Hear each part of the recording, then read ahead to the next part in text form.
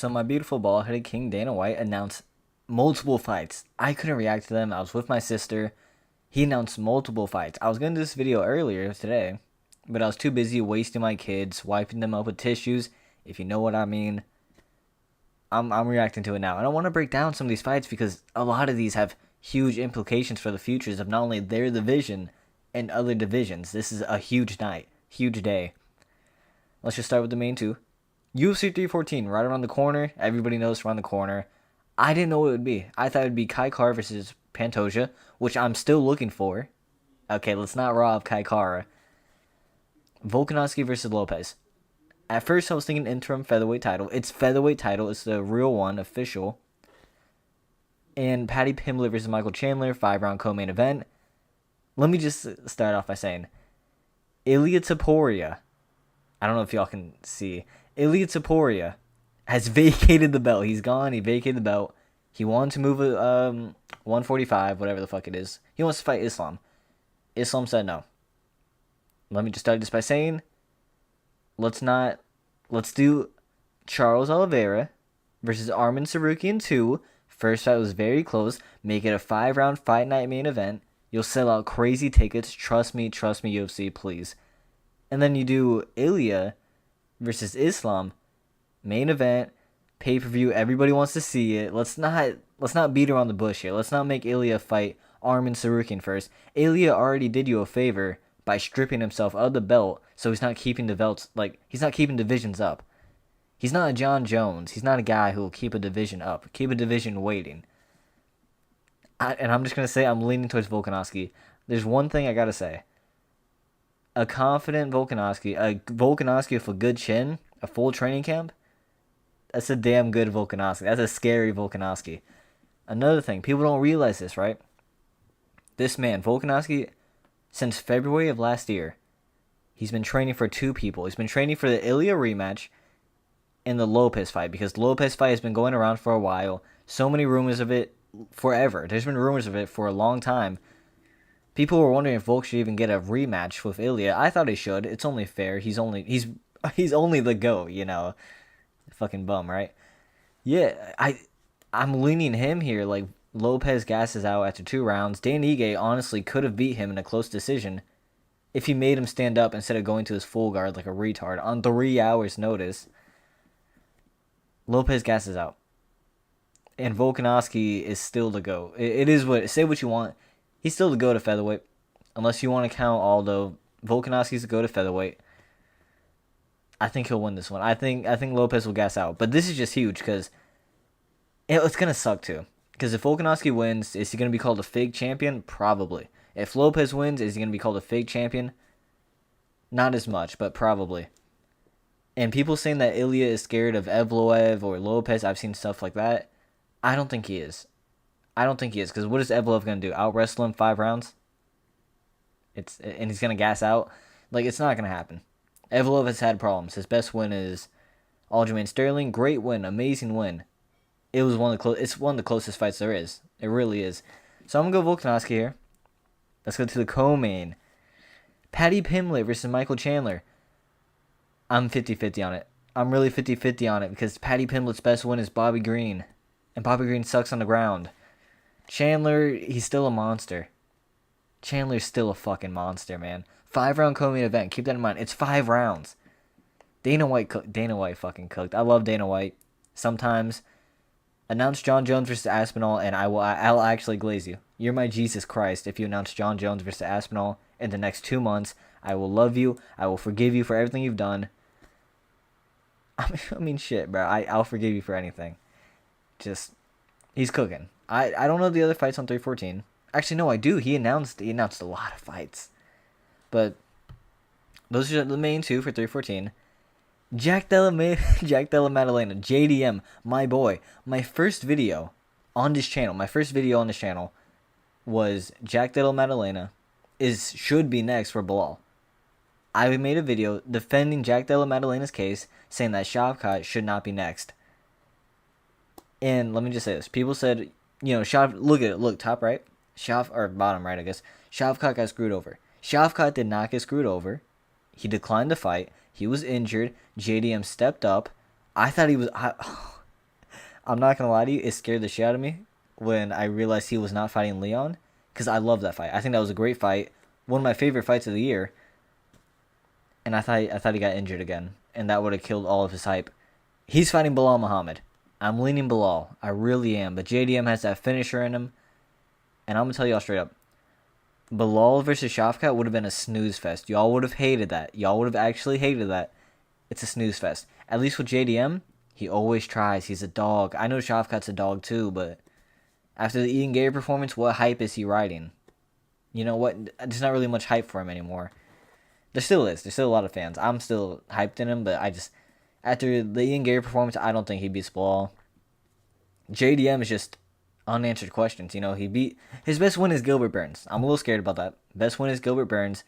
He was on his way to losing that fight, knocks him out, knee. He killed Gilbert Burns, so I'm happy for this. Great main event, 315 in Canada, I believe. And Manon Fiorot versus Shevchenko. I'm gonna say it straight up. I'm okay with this because this means I believe Wei Li is fighting Shevchenko. They're trying to get this fight out the way. They're trying to get Valentina out the way so Wei Li has time to bulk up. Valentina's just fresh out of a fight. I think they're still gonna do Wei Li versus Shevchenko. I think they just want to get this out the way so people stop complaining about Manon Fiorot. I'm kind of leaning Fiorot. I don't like Shevchenko. I think Shevchenko is a finishing, not even a finishing merchant. I think she's a hype merchant. I literally think she's a hype merchant where she'll fight a really not great opponent, randomly head kick her after having the most boring fight ever, and then people just cheer for her, say that she's amazing, she's the best. But in all reality, she's not really an incredible fighter. Obviously, Alexa Grasso beat her when Alexa Grasso had no ground game, choked her out. Good shit for Shevchenko for coming back, destroying her, proving everybody right the first time. I don't like Shevchenko. I really don't. So I'm leaning on Fiorot. Fiorot's a lot more busy, a lot more disciplined. She's not going to do stupid shit. She's going to win the fight. I pray to God, I'm really tired of Shevchenko, but I wouldn't mind Zhang Weili for Shevchenko. So if Shevchenko wins, I'm taking it. I'll be fine with that completely. But nonetheless, a good card, a good main event, a good co-main event. Probably not for the pay-per-views because no one's going to buy a Jack Della Maddalena. No guy who's not invested in the sport is going to buy Bilal Muhammad versus Jack Della Maddalena. Still cooked though. Now let's go to this. By the way, that was my dad. I was talking to my dad. This is the main card. This is the full card for 314. Just around the corner. April 12th. We didn't know what it would be. I had no idea what it would be. Volkanovski versus Lopez. Great main event. It's not going to feel right. It's not going to feel right. It really isn't. It's kind of sad to see. But it's a great fight nonetheless. Michael Chandler versus Paddy Pimblett. I hate that he's a co-main, but if it's a 5-round co-main event, I don't care. I like these 5-round fights for Michael Chandler. And I love this. I love this. He was getting talked about fighting Arman Tsarukyan after coming off a loss to Charles Oliveira, who Arman Tsarukyan beat. This is what I wanted for Michael Chandler. And I really wanted him. I really wanted him to fight. Defend his rank. I've said it before, I'll say it again. I don't care that he has black children. I don't care that he's a cuck. I don't care. I don't give a fuck about any of that. He doesn't deserve to fight Arman Tsarukyan. UFC agrees with me.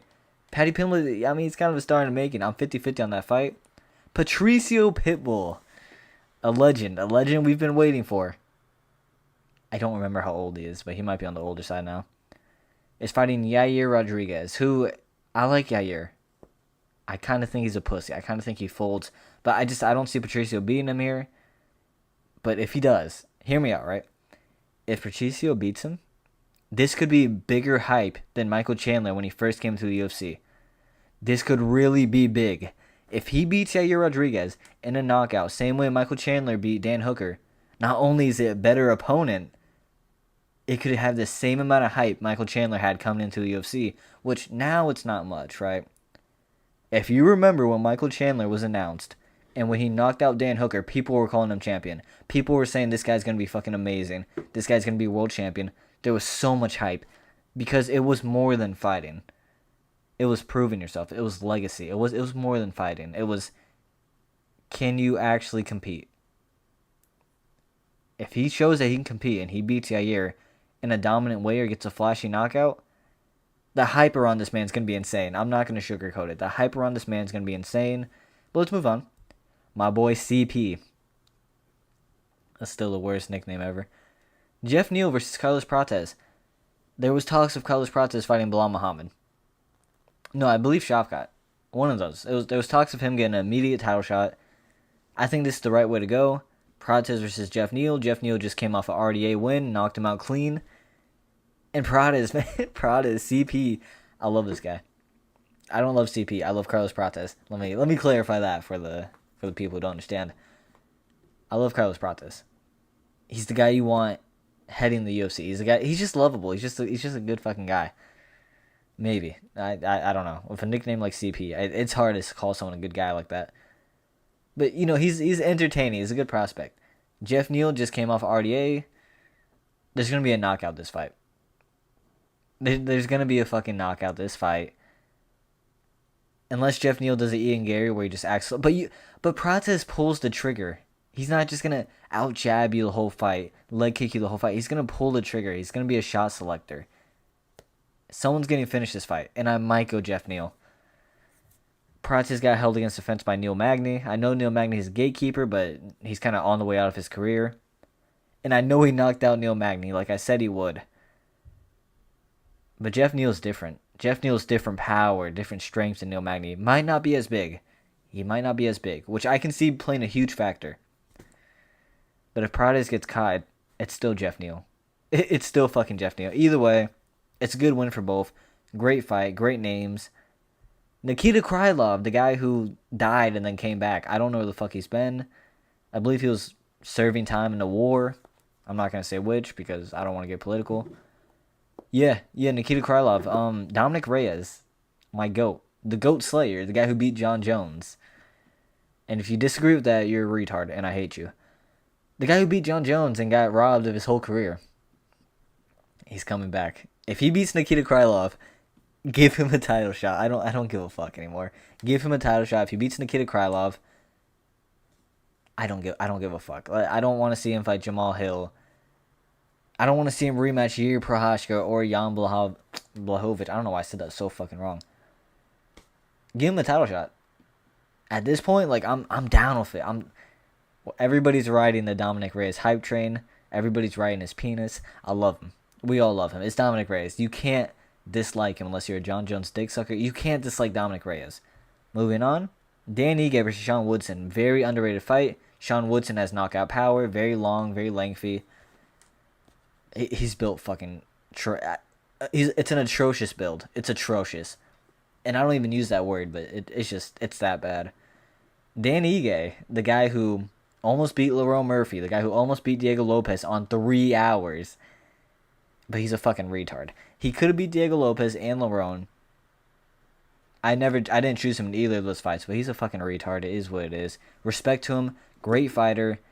Just needs better game plans. I'm going Dan Ige on this. I think he can get this win. But very underrated fight. I could see it being a beatdown for either or I could see it being a good brawling fight. I think it's going to be a beatdown for Dan Ige, though. I think Dan Ige is going to beat Sean Woodson. He just needs a good training camp, man. He's such a cool fighter. He just needs a good training camp. And then Yan Xiaonan versus Vernon Jandaroba. I'm going Yan Xiaonan. Destroy Tabitha Ricci. While Vernon Jandaroba is not Tabitha Ricci, and is a lot better. She's a lot better. So much better. Vernon Jandaroba has good jiu-jitsu. Striking's a little I don't think she'll be able to get Yan Xiaonan down. Even if she does, I don't think she'll be able to do it consistently for 3 rounds straight. I don't see her submitting Yan Xiaonan. I don't think Jandaroba's on the level of Wei Li, especially after the Tatiana Suarez performance. I don't think she's anywhere near the level of Wei Li. And Yan Xiaonan got submitted in the first round, came back, and had a good fight. So, I mean, if Yan wins this, give her a title shot. When Wei Li comes down from fighting Shevchenko, I don't think she will, actually. I believe they said if she wins, you got to stay up in weight class. And Vernon Jandaroba, I just don't care. I just don't give a fuck. It is what it is. But lightweight, Jim Miller versus Chase Hooper. I'm going Chase Hooper. I love Jim Miller. Jim Miller's a fucking legend, one of my guys. I chose him to beat Bobby Green, which is a huge mistake on my part. But Chase Hooper, he's been improving. One thing you can say, while he doesn't look good, while Chase Hooper doesn't look like he'd be a fighter, while he hasn't had great performances, he's consistently improving. You can say that. As a Chase Hooper fan, as people who can look at Chase Hooper and know what they're talking about, you can tell he's improving every fight. He's getting better. He looks better. He's improving every fight. He's only getting better. And Jim Miller, while he's not getting worse, he's getting older. And that's still enough. But you got some good fights here. Cedric Dumas versus Alizechek, who's on the 4-fight losing streak, I believe. I'm going Alizechek because Dumas is trash, sadly. I don't care about these fights. Let me go over one more thing. I can't pull it up. I don't have it pulled up. We'll just go over this. Diego Lopez has made a statement saying the reason Ilia Topuria vacated his belt is because UFC will not allow double champions anymore.